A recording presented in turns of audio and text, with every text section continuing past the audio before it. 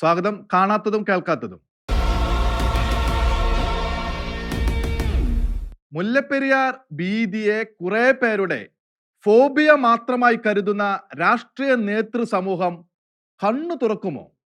നിങ്ങളുടെ കൂട്ടായ നിശബ്ദതയേക്കാൾ, നിസ്സംഗതയേക്കാൾ ഭയാനകമായ ഒരു നിഗൂഢ രഹസ്യം ഇപ്പോഴില്ല.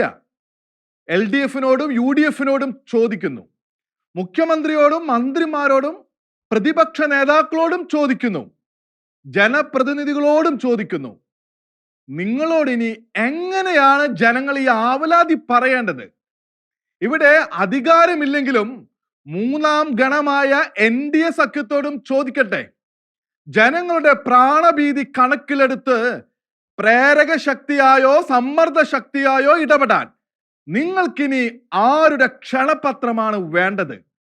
1979-ൽ 5 ജില്ലകളിലെ ജനങ്ങൾ അനുഭവിച്ചു തുടങ്ങിയ പ്രാണഭീതിക്ക് എന്നാണ് കേരളത്തിലെ അധികാരസ്ഥരായ രാഷ്ട്രീയ നേതൃത്വം ശമനമുണ്ടാക്കുക? മുല്ലപ്പെരിയാറിന്റെ അപ്പൂപ്പൻ കഥകളല്ല വിഷയം. അവ ജനങ്ങൾക്ക് നന്നായി അറിയാം. 1886-ൽ ബ്രിട്ടീഷുകാർ തിരുവിതാംകൂർ മഹാരാജാവിന് മേൽ ഭീഷണിയുടെ സമ്മർദ്ദം ചെലുത്തി 999 വർഷത്തെ പാട്ടത്തിന് ഡാം കരാർ ഒപ്പുവെപ്പിച്ച കഥ ഇനി ഓർമ്മിപ്പിക്കേണ്ട. അതിനേക്കാൾ എത്രയോ വലിയ ദുരന്തമാണ് ആ കരാറിന്റെ നുകമഴിച്ചു വെക്കാൻ കിട്ടിയ അവസരം മഹാരാജാവിന്റെ ജനസ്നേഹമോ പ്രജാവാത്സല്യമോ പോലും ഓർമ്മിക്കാതെ അച്യുതമേനോൻ സർക്കാർ അവഗണിച്ചത്. ജനായത്ത കാലത്തെ ജനനേതാക്കളുടെ നിരുത്തരവാദിത്വത്തിന്റെ ദുരന്തമാണ് ഇപ്പോഴും തുടർക്കഥ. സമൂഹ മാധ്യമങ്ങളും TV ചാനലുകളും ഇല്ലാത്ത കാലത്ത് 1979-ൽ തുടങ്ങിയതാണ് ഈ ഡാമിനെ ചൊല്ലി ജനങ്ങളുടെ ആദികൂടൽ. 1895-ൽ തീർത്ത ഡാമിന്റെ അപകട സാധ്യത ചൂണ്ടിക്കാട്ടിയും അപകടം സംഭവിച്ചാലുള്ള മഹാദുരന്തത്തിന്റെ വ്യാപ്തി വിവരിച്ചും പത്രവാർത്ത പുറത്തു വന്നത് മുതൽ ആ ആശങ്കയ്ക്ക് തന്നെ ഇപ്പോൾ വയസ്സ് 44 അന്ന് ഡാമിന് പഴക്കം 84 വർഷം. അന്ന് മുതൽ കേരളം കാണുന്ന പേക്കിനാവാണ് മുല്ലപ്പെരിയാർ ഡാം. അതിന്റെ അടിസ്ഥാനം കേന്ദ്ര ജല കമ്മീഷന്റെ പഠനവും മുന്നറിയിപ്പുമായിരുന്നു. 1978-ലും 1979-ലും നടന്ന പഠനങ്ങളുടെ ഫലം.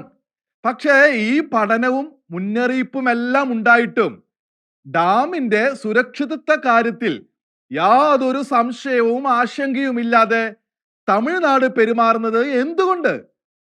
മുല്ലപ്പെരിയാർ ഡാമിന്റെ അപകട സാധ്യത സംബന്ധിച്ച് IIT-കൾ അടക്കമുള്ളവയുടെ മുന്നറിയിപ്പുകൾ ഉണ്ടായിട്ടും ഡാം കുലുങ്ങിയാലും തങ്ങൾ കുലുങ്ങില്ലെന്ന മട്ടിൽ കേരളത്തിലെ ഇരു മുന്നണികളും സർക്കാരുകളും ഇന്നുവരെയും നിലകൊണ്ടതും നിലകൊള്ളുന്നതും എന്തുകൊണ്ട്? ഇവിടുത്തെ ജനങ്ങളോടുള്ള നിർദ്ദയമായ അവഗണനയല്ലെങ്കിൽ പിന്നെ ഒരു ഉത്തരമേയുള്ളൂ: നിഗൂഢമായ നിസ്സംഗത. എന്താണ് ഇതിന് അടിസ്ഥാനം?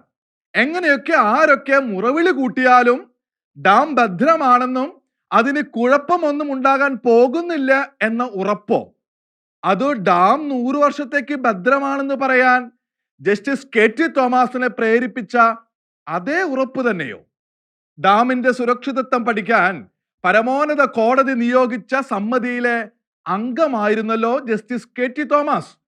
ഒപ്പമുണ്ടായിരുന്ന തമിഴ്നാട്ടുകാരനായ ഒരു അംഗം അദ്ദേഹത്തിന്റെ മിത്രമായിരുന്നു എന്നതാണ് അദ്ദേഹത്തിന്റെ നിലപാട് വിമർശിക്കപ്പെടാൻ മുഖ്യ കാരണം. കേരളത്തിലെ ജനങ്ങൾ ഒരിക്കലും അംഗീകരിക്കാത്ത സർട്ടിഫിക്കറ്റ് ആണ് മുല്ലപ്പെരിയാർ ഡാമിന് അദ്ദേഹം നൽകിയത്. പക്ഷേ താൻ ആ ഉറപ്പിലെത്തിയതും ഉറപ്പ് നൽകിയതും ഡാമിനെ ബലപ്പെടുത്തിയ എഞ്ചിനീയറിംഗ് വിദഗ്ധൻ ഡോക്ടർ KC തോമസിന്റെ ഉറപ്പിന്മേലാണെന്നും അദ്ദേഹം പറഞ്ഞിരുന്നു. തിരുവല്ല സ്വദേശി ഡോക്ടർ ചാക്കോ തോമസ് എന്ന ഡോക്ടർ KC തോമസ് ചെറിയ ആളായിരുന്നില്ല. കേന്ദ്ര ജല കമ്മീഷൻ ചെയർമാനായി മുല്ലപ്പെരിയാർ ഡാം പരിശോധിച്ച് റിപ്പോർട്ട് നൽകിയത് അദ്ദേഹമാണ്. നേരത്തെ ഒറീസയിലെ ഹിരാക്കുഡ് അണക്കെട്ടിന്റെ എക്സിക്യൂട്ടീവ് എഞ്ചിനീയർ ആയിരുന്നു. മുല്ലപ്പെരിയാർ ബലപ്പെടുത്തൽ നടത്തണമെന്ന് അദ്ദേഹം നിർദ്ദേശിച്ചു. 1979 മുതൽ 1981 വരെ 3 ഘട്ടമായി ബലപ്പെടുത്തൽ പണികൾ നടന്നു. അതിനും ഡോക്ടർ KC തോമസ് മേൽനോട്ടം വഹിച്ചു. 1980 അദ്ദേഹം വിരമിച്ചു. നിലവിലുള്ള ഗ്രാവിറ്റി ഡാം ബലപ്പെടുത്തുന്നതാണ് പുതിയ ഡാമിനേക്കാൾ കൂടുതൽ ഫലപ്രദം എന്ന് നിശ്ചയിച്ചത് അദ്ദേഹമാണത്രേ. എന്തായാലും താൻ ചെയ്യിച്ച പണികളുടെ ഉറപ്പിലാകണം. മുല്ലപ്പെരിയാർ ഡാമിൽ ഇനി 152 അടി വരെ ജലം സംഭരിക്കാമെന്നും ഡാമിന്റെ 13 സ്പിൽവേകൾ ശക്തമായ നീരൊഴുക്ക് നിയന്ത്രിക്കാൻ പര്യാപ്തമാണെന്നും ഡോക്ടർ KC തോമസ് പറഞ്ഞത്. ആ ഉറപ്പ് തന്നെയാകണം ജസ്റ്റിസ് KT തോമസും സസന്തോഷം കൈക്കൊണ്ടത്. 2 ഉന്നത കേരളീയർ തന്നെ മുല്ലപ്പെരിയാർ ഡാമിന്റെ സുരക്ഷിതത്വം ഇങ്ങനെ സാക്ഷ്യപ്പെടുത്തിയെങ്കിൽ തമിഴ്നാട് എങ്ങനെ മറ്റൊരു വാദം അംഗീകരിക്കും? തങ്ങളുടെ നിലപാടിനെ ശരിവെക്കുന്ന റിപ്പോർട്ട് മലയാളികളിൽ നിന്ന് തന്നെ ഉണ്ടെങ്കിൽ മറ്റൊരു വാദത്തിന് തമിഴ്നാട് എന്തിനു വഴങ്ങണം? സുപ്രീം കോടതിയുടെ തീർപ്പ് തന്നെ ഇത്തരം ഉറപ്പുകളുടെ അടിസ്ഥാനത്തിലാണല്ലോ ഉണ്ടായത്. ഡാമിന്റെ പുനർബലപ്പെടുത്തലിനെ കുറിച്ച് വേറെയും എഞ്ചിനീയർമാർ പറഞ്ഞിട്ടുണ്ടെന്നത് മറ്റൊരു കാര്യം. ഡാം തകരുമെന്ന യഥാർത്ഥത്തിൽ ചിന്തയുണ്ടെങ്കിൽ തമിഴ്നാട് ബുദ്ധി കെട്ടവരെ പോലെ ഇത്രമാത്രം നിർബന്ധ ബുദ്ധി കാട്ടുമോ എന്ന ചോദ്യം അപ്രസക്തമല്ല. അഥവാ അപകട സൂചനയുണ്ടെങ്കിൽ അത് തിരിച്ചറിയാൻ കഴിയാത്ത വിധം അവർ ബുദ്ധിഹീനരാണോ എന്ന ചോദ്യവും അതുപോലെ തന്നെ. എന്തായാലും ഇങ്ങനെ ഒരു ബലപ്പെടുത്തൽ നടന്നെങ്കിൽ അതേക്കുറിച്ച് നേതാക്കൾ ആരും കേരളീയരെ വേണ്ടത്ര ധരിപ്പിക്കാതിരുന്നത് എന്ത്? കൂട്ടിമുട്ടാത്ത ചോദ്യങ്ങളാണ് ഇവയെല്ലാം. ബലപ്പെടുത്തൽ നടന്നിട്ടില്ല എന്നതുകൊണ്ടാകാൻ വഴിയില്ല. ഏതെങ്കിലും നേട്ടങ്ങൾക്കായി ജനങ്ങളുടെ ഭീതി അവർ ദുരുപയോഗിക്കുകയായിരുന്നോ? ഡോക്ടർ KC തോമസും ജസ്റ്റിസ് KT തോമസും പറഞ്ഞ ബലപ്പെടുത്തൽ കഴിഞ്ഞിട്ട് തന്നെ 40 വർഷം പിന്നിട്ടു. 50 വർഷം കഴിഞ്ഞ കോൺക്രീറ്റ് ഡാമുകളുടെ തന്നെ അപകട സാധ്യതയാണ് ഐക്യരാഷ്ട്രസഭയുടെ പഠന റിപ്പോർട്ട് 2 വർഷം മുമ്പ് ചൂണ്ടിക്കാട്ടിയത്. അപ്പോഴാണ് മുല്ലപ്പെരിയാർ അണക്കെട്ടിനെ സംബന്ധിച്ച് ഭയാശങ്കകൾ ഒരു വട്ടം കൂടി നാടിനെയാകെ പിടികൂടിയതും മാധ്യമങ്ങളിൽ പടർന്നതും. 2 വർഷം കൂടി കഴിഞ്ഞ് ഇപ്പോൾ അന്താരാഷ്ട്ര മാധ്യമങ്ങൾ മുല്ലപ്പെരിയാർ ഡാമിന്റെ അപകട സാധ്യത വീണ്ടും ഓർമ്മിപ്പിച്ചിരിക്കുന്നു. ഓരോ തവണയും ജനങ്ങളും മാധ്യമങ്ങളും മുറയിടുന്നു. പക്ഷെ സർക്കാർ മാത്രമല്ല, ഒരു രാഷ്ട്രീയ കക്ഷിയും അനങ്ങുന്നില്ല. ഇതാണ് ദുരൂഹം.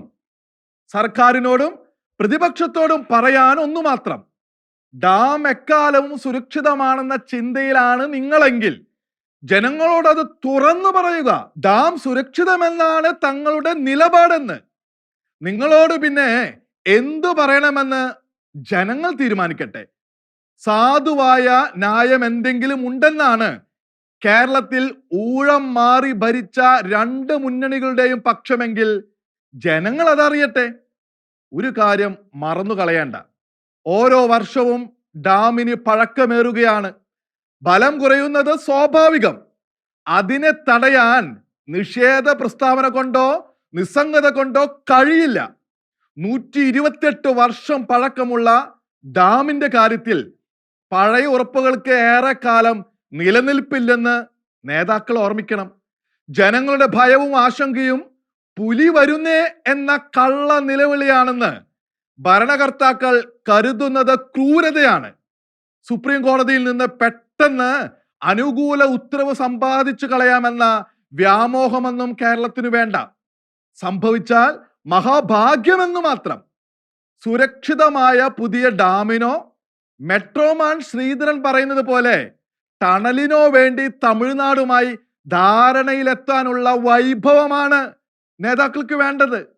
അവരതിന് തയ്യാറാകണം. ഇക്കാര്യത്തിൽ ക്രെഡിറ്റിനു വേണ്ടി മത്സരിച്ചും കാത്തിരുന്നും സ്വാർത്ഥ ലക്ഷ്യങ്ങൾ പൂജിച്ചും മുന്നണികൾ ജനങ്ങളെ ജലകുരുതിക്ക് വിട്ടുകൊടുക്കരുത്. പരസ്പരം തളർത്താൻ ഉപയോഗപ്പെടുത്താറുള്ള ബുദ്ധിയിൽ ഒരംശമെങ്കിലും മുല്ലപ്പെരിയാർ പ്രതിസന്ധി ഒരുമിച്ചിരുന്ന് പരിഹരിക്കാൻ വേണ്ടി നേതാക്കൾ എന്തേ ഉപയോഗപ്പെടുത്തുന്നില്ല? തോന്നുന്നത് അത്ഭുതമല്ല, കടുത്ത ദുഃഖവും ആശങ്കയുമാണ്, ധർമ്മരോഷവും. മാധ്യമ ആവേശം ചില സമർപ്പിതരെ പിടികൂടുന്നു. ഇങ്ങനെയും ചോദിക്കേണ്ടി വന്നിരിക്കുന്നു. സമർപ്പിതർ അവരുടെ വിശാലമായ ഉത്തരവാദിത്ത നിർവഹണത്തിനു വേണ്ടി മാധ്യമങ്ങളെ ഉപയോഗപ്പെടുത്തുന്നതിനെ കുറിച്ചല്ല സംശയം. അത് അവരുടെ കടമയാണ്. വിശ്വാസികളോടും സമൂഹത്തോടുമുള്ള പ്രതിബദ്ധതയുടെയും ദൈവത്തോടുള്ള സമർപ്പണത്തിന്റെയും ഭാഗവുമാണല്ലോ. സാധ്യമാകുവോളം നിർബന്ധമായും ചെയ്യേണ്ടുന്ന കാര്യവും അത്തരത്തിലുള്ളതല്ല. സമൂഹ മാധ്യമങ്ങളും ചാനലുകളും പടർത്തുന്ന ദുരാവേശം, അമിതാവേശവും അവ സാധാരണക്കാരെ പിടികൂടുന്നത് ഒട്ടും അസാധാരണമല്ല. പ്രത്യേകിച്ച് നവമാധ്യമങ്ങളിലെ വൈറാലിറ്റിക്ക് വേണ്ടിയുള്ള മോഹം. പഴയൊരു വിദ്വൽ ലേഖനത്തിലെ പ്രയോഗം ഉദ്ധരിച്ചാൽ, താഴെ വീണ പെൻസിൽ എടുത്തു കൊടുക്കുന്ന ഉപകാരം പോലും മഹാകാര്യമായി ചിത്രീകരിക്കുന്ന പ്രവണത വരെ സമൂഹ മാധ്യമ പരിസരത്ത് എവിടെയും കാണാം. ഇത് എന്തിനെയാണ് സൂചിപ്പിക്കുന്നത് എന്ന് ചോദിച്ചാൽ, വൈറാലിറ്റിക്ക് വേണ്ടിയുള്ള മോഹം എന്നേ പറയാനുള്ളൂ. വൈറാലിറ്റിക്ക് വേണ്ടിയുള്ള മോഹം ക്ഷണിക പ്രശസ്തിക്കും പണത്തിനുമുള്ള മോഹം തന്നെ. അമിതമായാൽ ആപത്താകും എന്നറിയാതെ നിരവധി ചെറുപ്പക്കാർ അതിന്റെ വഴിയെ പോകുന്നു. നവമാധ്യമങ്ങളുടെ പ്രവണത ചാനലുകളെയും പിടികൂടിയതോടെ അവയും സമാന അവതരണങ്ങളുടെ പാഠം അനുകരിക്കുന്ന കാഴ്ചയാണ് ഇന്നുള്ളത്. ഇനി തുടക്കത്തിലെ ചോദ്യത്തിലേക്ക് വരാം. യഥാർത്ഥത്തിൽ അടുത്ത കാലത്ത് ഇടുക്കി രൂപതയിലെയും താമരശ്ശേരി രൂപതയിലെയും 2 സമർപ്പിതരടക്കം ചിലർക്ക് സംഭവിച്ച പിശകുകൾ മാധ്യമാവേശത്തിന്റെ കൂടി ഫലമല്ലേ? ഓരോ ദിവ്യബലിക്കു ശേഷം വൈദികർക്ക് വേണ്ടി ഈശോയോട് പ്രാർത്ഥിക്കുന്ന പതിവ് പലയിടത്തും ഇന്നുണ്ട്. അങ്ങേ പൗരോഹിത്യത്തിന്റെ മഹനീയ മുദ്ര പതിച്ചിരിക്കുന്ന അവരുടെ ഹൃദയങ്ങളെ ലോകവസ്തുക്കളിൽ നിന്ന് അകറ്റുകയും വിശുദ്ധമായി കാത്തുകൊള്ളുകയും ചെയ്യണമേ എന്നത് അതിന്റെ ഭാഗം. ലോകവസ്തുക്കളിൽ നിന്ന് അകറ്റുക എന്നതിന്റെ ഭാഗമാണ് ലൗകിക മാത്രമായ പ്രസ്ഥാനങ്ങളിലും ആശയ സിദ്ധാന്തങ്ങളിലും പ്രവണതകളിൽ നിന്നും കൂടി അകറ്റുക എന്നത്. ഒരു ദേശീയ പാർട്ടിയുടെ അംഗത്വം സ്വീകരിക്കാൻ ഒരു വൈദികനെ പ്രേരിപ്പിച്ചതും മാധ്യമങ്ങൾ സൃഷ്ടിച്ച ആവേശത്തിന്റെയും മോഹത്തിന്റെയും ഫലം എന്ന് വേണം കരുതാൻ. അത് സ്വാർത്ഥപരമോ സ്വന്തമായി എന്തെങ്കിലും നേട്ടമുണ്ടാക്കണമെന്ന് ആഗ്രഹത്താലോ ആണെന്ന് കരുതാൻ ന്യായമില്ല. എങ്കിലും അകന്നു നിൽക്കേണ്ട ലൗകിക പ്രവണതകളിലേക്ക് അടുത്തു പോയതിന്റെ ഫലം, അഥവാ മാധ്യമ അവതരണങ്ങൾ കണ്ടും കേട്ടും ഉളവായ ചിന്താഗതി. പ്രായവും പരിചയസമ്പത്തുമുള്ള സമർപ്പിതരെ പോലും ഇത്തരത്തിൽ തങ്ങളെ മറക്കുന്ന, തങ്ങളുടെ സമർപ്പിത ദൗത്യം മറക്കുന്ന നിലയിലേക്ക് തിരിക്കാൻ മാധ്യമാവേശത്തിന് കഴിയുമെന്നതിന്റെ പാഠം കൂടിയായി വിശ്വാസികളുടെ സമൂഹം ഇതിനെ കാണണം. വൈദികർക്ക് രാഷ്ട്രീയ നിലപാടും ആഭിമുഖ്യവും ഉണ്ടാകാം. വ്യക്തിപരമായി മാത്രം കക്ഷികളോടുള്ള ആഭിമുഖ്യവും തിരുസഭ ഏൽപ്പിച്ച പ്രബോധന ദൗത്യത്തിന്റെ ഭാഗമായി രാഷ്ട്രീയ പ്രസ്ഥാനങ്ങളുടെ ആശയ പ്രത്യയശാസ്ത്രങ്ങൾ വിശ്വാസത്തിന് എത്രമാത്രം നിരക്കുന്നതാണെന്ന് വിശദീകരിക്കുന്നതും ശരി തന്നെ. എന്നാൽ താൻ തന്നെ ഏതെങ്കിലും രാഷ്ട്രീയ കക്ഷിയുടെ ഭാഗമാകുമ്പോൾ അവിടെ പ്രകടമാകുന്നത് അറിയാതെ തന്നെ ചിലരെ ബഹിഷ്കരിക്കുന്ന എക്സ്ക്ലൂവിസ്റ്റ് പ്രവണതയാണ്. എല്ലാവർക്കും എല്ലാമായി തീരേണ്ടതിന് പകരം ചിലരുടേതോ ചിലതിൻ്റെയോ മാത്രമെന്ന് വന്നു പോകുന്ന അവസ്ഥ. അങ്ങനെ പരസ്യമായി പ്രഖ്യാപിക്കുന്നതിന് തുല്യമായ സ്ഥിതി. വിശ്വാസ സമൂഹത്തെ ഒന്നാകെ സ്വന്തമായി കണ്ടു നയിക്കേണ്ടുന്ന വൈദികൻ അത്തരത്തിൽ ചുരുങ്ങി പോകുന്നതോ വിഭജിക്കപ്പെടുന്നതോ ആർക്കും ഗുണകരമല്ല, ഏറ്റെടുത്ത ദൗത്യത്തിന് നിരക്കുന്നതുമല്ല. അതുകൊണ്ട് തന്നെയാണല്ലോ ആ നീക്കം രൂപത അധികൃതർ നിരുത്സാഹപ്പെടുത്തിയതും. താമരശ്ശേരി രൂപതയിൽ മാറ്റി നിർത്തപ്പെട്ട യുവവൈദികനും ആധുനിക മാധ്യമ സൃഷ്ടിയായ ആവേശത്തിനും ആശയത്തിനും വശംവദനാകുകയായിരുന്നില്ലേ എന്ന ചോദ്യം നിലനിൽക്കുന്നു. ഇത്തരം പ്രവണതകൾ ചുരുക്കമെങ്കിലും സമർപ്പിതരെയും പിടികൂടുന്നു എന്നത് സാധാരണ വിശ്വാസികളെ ജാഗരൂകരാക്കേണ്ട കാര്യം. സമർപ്പിതരുടെ വീഴ്ച എന്നതിനെ ചൊല്ലിയല്ല, തങ്ങളുടെ തന്നെ വെല്ലുവിളി സാധ്യതകളെ ഓർത്ത്. നവമാധ്യമ വെല്ലുവിളികളിൽ തങ്ങൾ അറിയാതെ തങ്ങളെ കൊടുക്കുന്ന ഒന്നാണിതെന്ന് പുതുതലമുറയ്ക്കൊപ്പം തിരിച്ചറിയേണ്ട മുതിർന്നവരുമുണ്ട്. വെർച്വൽ ലോകത്തെ അഥവാ പ്രതീത ലോകത്തെ വലിപ്പം ആൾ വലിപ്പമോ വെർച്വൽ വലിപ്പമോ എന്ന് തിരിച്ചറിയേണ്ടവർ. കാണാത്തതും കേൾക്കാത്തതും അടുത്ത ആഴ്ച ഇതേ സമയം.